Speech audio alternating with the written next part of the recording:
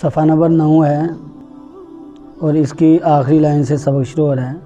اعوذ باللہ من الشیطان الرجیم بسم اللہ الرحمن الرحیم فلا تطع المکذبین ودوا لو تدہن فیدہنون ولا تطع كل حلاف مہین ہماز مشاء بنمیم مناع للخیر معتد اثیم عتل بعد ذلك زنیم ان كان ذا مال وبنین اذا تتلى عليه آیاتنا قال اساطیر الاولین سنسمه على الخرطوم صدق اللہ العظیم۔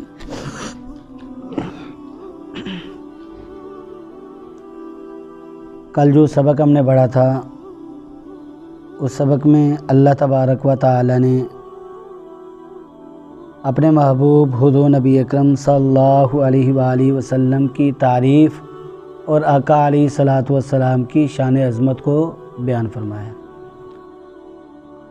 اللہ تبارک و تعالی نے ارشاد فرمایا کہ ما انت بنعمت ربک بمجنون، کہ نہیں آپ اپنے رب کے فضل سے مجنون دیوانے۔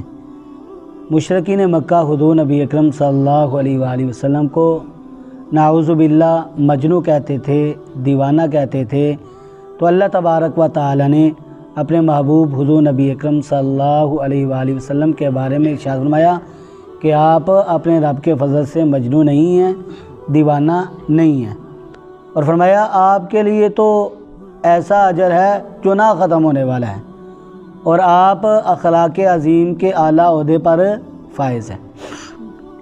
اور ایسے الفاظ جو کہتا تھا ان میں سب سے پیش تھا ولید ابن مغیرہ۔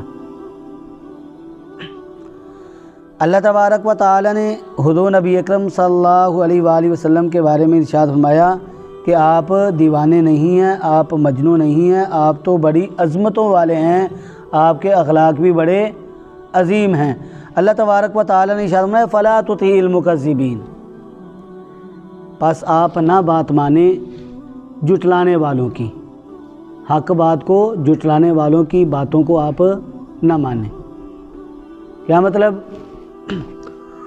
حضور نبی اکرم صلی اللہ علیہ وآلہ وسلم کے پاس ولید ابن مغیرہ اور دوسرے سردار آتے رہتے تھے، مشرکین مکہ کے سردار آتے رہتے تھے، اور آقا علیہ الصلوۃ والسلام کو جو اللہ نے مشن عطا کیا تھا اس مشن سے روکنے کی بڑی کوشش کرتے تھے۔ ولید ابن مغیرہ جو ہے وہ مکہ کے جو بڑے سردار تھے ان میں سے تھا، اور بڑے ہی مالدار آدمی تھا، اس کے 13 بیٹے تھے اور نوکر چاکر بھی اس کے کافی تھے، اور 18 سال تک تو اس کو اپنے باپ کا پتہ نہیں چل سکا تھا کہ میرا باپ کون ہے۔ 18 سال کے بعد مغیرہ نے یہ دعویٰ کیا تھا کہ یہ تو میرے نطفے سے پیدا ہوا ہے۔ اب اس کے 13 بیٹے ہیں، ان میں سے 3 جو ہیں انہوں نے اسلام قبول کر لیا تھا۔ ایک حضرت خالد بن ولید رضی اللہ تعالیٰ عنہ جو کہ اسلام کے جرنیل عظیم اور جلیل القدر صحابی ہیں آپ صلی اللہ علیہ وآلہ وسلم کے، اور دوسرے ہشام ابن ولید رضی اللہ تعالیٰ عنہ، اور تیسرا بیٹا ولید ابن ولید رضی اللہ تعالیٰ عنہ۔ یہ 3 مسلمان ہوئے تھے، باقی 10 جو ہیں وہ کافر ہی رہے تھے اور کفر پر ہی ان کی موت واقع ہوئی تھی۔ تو یہ ولید ابن مغیرہ، اور اس نے اپنے ساتھ لیا عتبہ بن ابی ربیعہ کو۔ حضور نبی اکرم صلی اللہ علیہ وآلہ وسلم کے پاس آئے۔ عتبہ ابن ابی ربیعہ کیا کہتا ہے؟ کہتا ہے کہ آپ تو جانتے ہیں کہ میری بیٹیاں بڑی خوبصورت ہیں، جوان ہیں، آپ جس مشن کو اپنائے ہوئے ہیں آپ اس سے باز آ جائیں، اللہ کی وحدانیت کو چھوڑ دیں اور اپنے آباء و اجداد کے دین پر آ جائیں، تو میری جو بیٹیاں ہیں ان میں سے جس کی طرف بھی آپ اشارہ کریں گے میں بغیر حق مہر کے آپ کے نکاح میں دے دوں گا، شرط یہ ہے کہ آپ اس کام سے باز آ جائیں۔ پھر یہ ولید ابن مغیرہ کیا کہتا ہے؟ کہتا ہے آپ کو تو پتہ ہے کہ میرے پاس بڑا ہی مال ہے، آپ اس کام کو چھوڑ دیں، میں آپ کو اتنا مال دوں گا کہ آپ کی 7 پشتوں سے بھی وہ مال ختم نہیں ہوگا۔ بڑا ہی مالدار تھا یہ، مکہ مکرمہ کے ہر محلے میں اس کی دکان تھی اور اس کی دکان سے ہر چیز مل جاتی تھی۔ تو یہ کیا کہتا ہے؟ مجھ سے مال لے لیں، اتنا مال آپ کو دوں گا کہ آپ کی 7 پشتوں تک وہ مال ختم نہیں ہوگا، صرف آپ اس کام کو چھوڑ دیں، اس کام سے آپ باز آ جائیں۔ یہ لوگوں کو جو آپ یہ دین کی دعوت دیتے ہیں، ان کو مسلمان بناتے ہیں، ان کو ایک اللہ کی طرف بلاتے ہیں، اس کام کو آپ چھوڑ دیں تو آپ جو چاہیں گے آپ کو ہم دیں گے۔ تو اللہ تبارک و تعالی نے حضور نبی اکرم صلی اللہ علیہ وآلہ وسلم کو ان کی بات ماننے سے منع فرما دیا، اور ارشاد کیا فرمایا؟ فلا تطع، پس آپ نہ بات مانیں، المکذبین، جھٹلانے والوں کی، حق بات کو جھٹلانے والوں کی آپ بات نہ مانیں۔ میں ودو، وہ پسند کرتے ہیں، لو یہاں پر مصدریہ ہے، ان کے معنی میں ہے اگر، تدہینو آپ نرمی کریں گے، فیدہینون پس وہ بھی نرمی کریں گے۔ پس آپ مذہب کے معاملے میں اگر ان کے ساتھ نرمی کریں گے تو وہ بھی نرم ہو جائیں گے، وہ بھی نرمی کریں گے۔ کیا مطلب؟ وہ تو لات منات عزا کو مانتے تھے، اور آپ صلی اللہ علیہ وآلہ وسلم سے کیا کہتے کہ آپ جو ہمارے معبود ہیں لات منات عزا وغیرہ، ان کو آپ مان لیں، ان کی تعریف کریں تو ہم بھی آپ کے رب کو مانیں گے، ہم بھی آپ کے رب کی تعریف کریں گے۔ اللہ تبارک و تعالی نے ارشاد فرمایا آپ نے ان کی باتوں میں نہیں آنا، تو حضور نبی اکرم صلی اللہ علیہ وآلہ وسلم ان کی باتوں میں نہیں آئے۔ آپ صلی اللہ علیہ وآلہ وسلم نے ارشاد فرمایا کہ میں تو حق لے کر آیا ہوں اور حق پر ڈٹا رہوں گا۔ لکم دینکم ولی دین، تمہارے لیے تمہارا دین ہے اور میرے لیے میرا دین ہے۔ تو اللہ تبارک و تعالی نے ارشاد فرمایا ولا تطع کل حلاف مہین۔ اب دیکھیں یہ جو ولید ابن مغیرہ تھا وہ پیش ہوتا تھا یہ بات کہنے میں کہ آپ تو نعوذ باللہ مجنون ہیں، آپ تو دیوانے ہیں۔ اللہ تبارک و تعالی کو اپنے محبوب حضور نبی اکرم صلی اللہ علیہ وآلہ وسلم کی شان اقدس میں یہ گستاخی جو ہے وہ اچھی نہ لگی۔ اللہ تبارک و تعالی نے اس نے تو ایک بات کہی کہ آپ نعوذ باللہ مجنون ہیں، آپ نعوذ باللہ دیوانے ہیں۔ اللہ تبارک و تعالی نے اس کی اس ایک بات کے جواب میں اس کو 9 جواب دیے۔ آگے جو آیات آ رہی ہیں اللہ تعالیٰ نے 9 جواب دیے ہیں، اور یہ ایسے جواب ہیں کہ ہم پڑھ کر سن کر حیران ہوتے ہیں کہ ہمارے معاشرے میں ہم ایک دوسرے کو ایسے الفاظ کہیں تو ہم کیا کہتے ہیں، لڑنے اور مرنے کے لیے تیار ہو جاتے ہیں کہ تو نے مجھے گالی دی ہے۔ تو اللہ تبارک و تعالیٰ نے اس کے بارے میں کیا کہا؟ اللہ نے ارشاد فرمایا ولا تطع، اے میرے محبوب ولا تطع، اور نہ آپ بات مانیں کل، ہر حلافن، قسم اٹھانے والے کی۔ حلاف کہتے ہیں زیادہ قسمیں اٹھانے والا۔ کل حلافن، آپ نہ بات مانیں کل حلافن، ہر قسم اٹھانے والے کی۔ اور یہ ایسا آدمی تھا کہ بات بات پر قسم اٹھاتا تھا اور جھوٹی قسمیں اٹھایا کرتا تھا۔ اللہ نے ارشاد فرمایا یہ کہ کیسا شخص ہے کہ یہ جھوٹا ہے، بہت ہی جھوٹا ہے، جھوٹی قسمیں اٹھاتا ہے، اس کی باتوں میں نہ آنا، اس کی بات نہ ماننا۔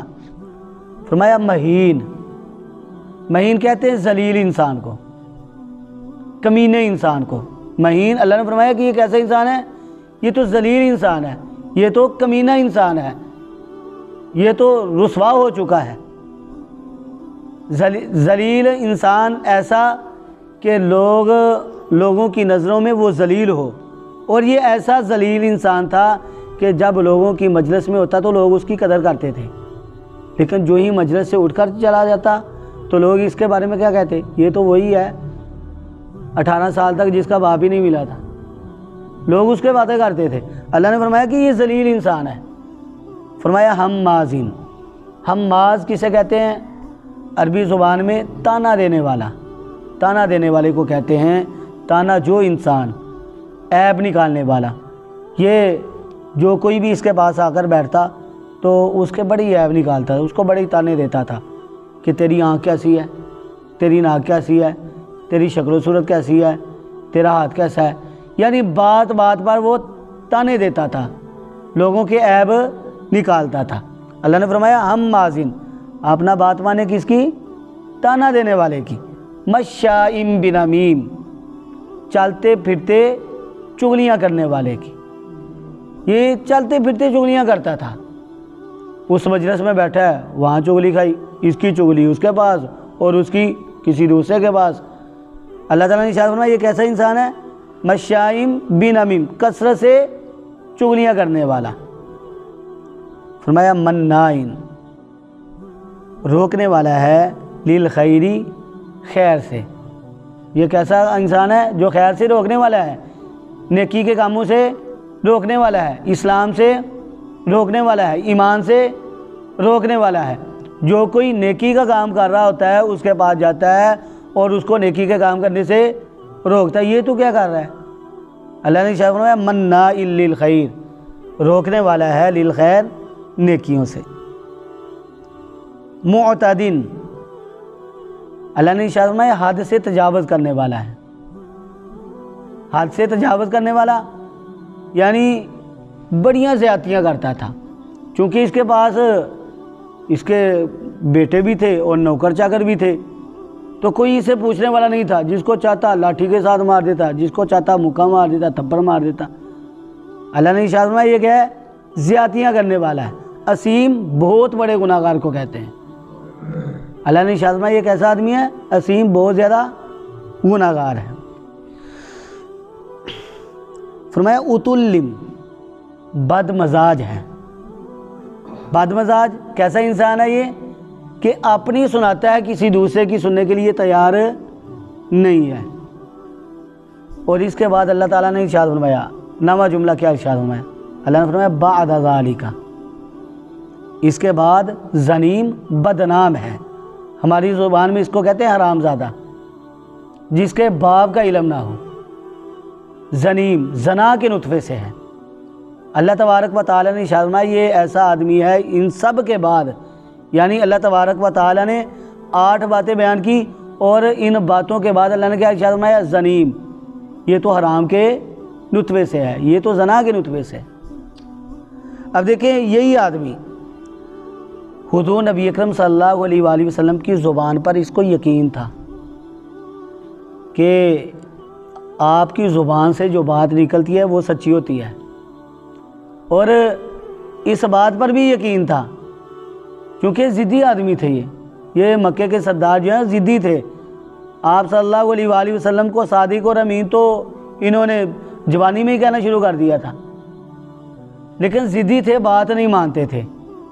تو اللہ کے کلام کے بارے میں بھی ان کو پتہ تھا کہ یہ جو بیان ہوا ہے یہ حق ہے، یہ سچ ہے۔ اور آقا علیہ الصلوۃ والسلام کی زبان پر تو اتنا یقین تھا، کہتے تھے کہ ان کی زبان سے کبھی ہم نے جھوٹ نہیں سنا۔ جب آپ صلی اللہ علیہ وآلہ وسلم نے قرآن پاک کی ان آیات کی تلاوت کی تو یہ بڑا ہی پریشان ہوا، اپنی ماں کے پاس گیا، کہتا ہے کہ حضور نبی اکرم صلی اللہ علیہ وآلہ وسلم کی زبان سے میں الفاظ سن کے آیا ہوں، 8 باتوں کا تو مجھے پتہ ہے کہ وہ جو کچھ انہوں نے کہا ہے وہ سارے کے سارے عیب میرے اندر پائے جاتے ہیں۔ انہوں نے مجھے کہا کہ یہ جھوٹی قسمیں اٹھانے والا ہے، مجھے پتہ ہے میں تو جھوٹی قسمیں اٹھاتا ہوں۔ انہوں نے کہا کہ یہ ذلیل ہے، تو میں واقعتاً ذلیل ہوں، میں لوگوں کی نظروں میں ایسا ہوں کہ لوگ میرے بعد مجھے باتیں کرتے ہیں، میں تانے بھی دیتا ہوں، چغل خوریاں بھی بڑی کرتا ہوں، لوگوں کو نیکی کے راستے سے روکتا بھی ہوں، اور میں حد سے تجاوز بھی کرتا ہوں، بہت زیادہ گناہ گار ہوں، اور میں بد مزاج بھی ہوں۔ یہ باتیں تو میرے اندر پائی جاتی ہیں، یہ تو حق اور سچ ہے جو انہوں نے کہا ہے، لیکن یہ بات جو ہے اپنی ماں سے کہتا ہے کہ یہ تو ہی بتا سکتی ہے، کیونکہ مجھے اس بات کا علم نہیں ہے کہ میں کس کی اولاد ہوں، میں کس کا بیٹا ہوں۔ تو تلوار اس نے ہاتھ میں پکڑی ہوئی ہے، اپنی ماں سے کہتا ہے کہ اگر تو نے مجھے نہ بتلایا یا میرے ساتھ جھوٹ بولا تو میں تیری گردن کو اڑا دوں گا۔ تو ماں کیا کہتی ہے؟ ماں کہتی ہے کہ تیرا باپ کسی کام کا نہیں تھا، تو اس نے مجھے اس بات کی اجازت دی ہوئی تھی کہ میں نوکر کے ساتھ منہ کالا کر سکوں، تو تیرے باپ سے کچھ بھی نہیں ہوتا تھا، اس لیے تو اپنے باپ کی نہیں، تو نوکر چاکر کی اولاد ہے۔ تو یہ مغیرہ جو ہے اس نے 18 سال کے بعد اس بات کا دعویٰ کیا تھا کہ یہ تو میرے نطفے سے پیدا ہوا ہے، میں نے اس کی ماں کے ساتھ یہ برائی کی تھی۔ تو اللہ نے کیا ارشاد فرمایا؟ یہ لوگوں کو تانے دیتا ہے اور اپنے آپ کے بارے میں یہ جانتا نہیں ہے۔ اس نے میرے محبوب حضور نبی اکرم صلی اللہ علیہ وآلہ وسلم کے بارے میں ایسے الفاظ کہے ہیں، میرے بارے میں جو کہتا لیکن میرے محبوب کے بارے میں ایسے الفاظ کہے ہیں، تو اس لیے میں اس کو معاف نہیں کروں گا۔ اللہ تبارک و تعالی نے ایک ایک بات اس کی جو ہے وہ قرآن پاک کے اندر بیان کر دی کہ یہ تو ایسا آدمی ہے، یہ تو ایسا آدمی ہے، یہ لوگوں کو تانے دیتا ہے اور اپنے بارے میں جانتا ہی نہیں، یہ کس کی اولاد ہے۔ تو اللہ تبارک و تعالی نے ارشاد فرمایا ان کانا، یہ جو کچھ کرتا ہے، یہ کاروائیاں جو کرتا ہے، یہ کیوں کرتا ہے؟ اللہ نے فرمایا ان کانا، یہ کہ ہے ذا مالین، مال والا، و بنین، اور بیٹوں والا، اولاد والا، یہ اس وجہ سے کرتا ہے کہ اس کے پاس مال بہت زیادہ ہے، اس کے پاس اولاد بہت زیادہ ہے، مال اور بیٹوں کے بل بوتے پر یہ ایسی حرکتیں کرتا ہے۔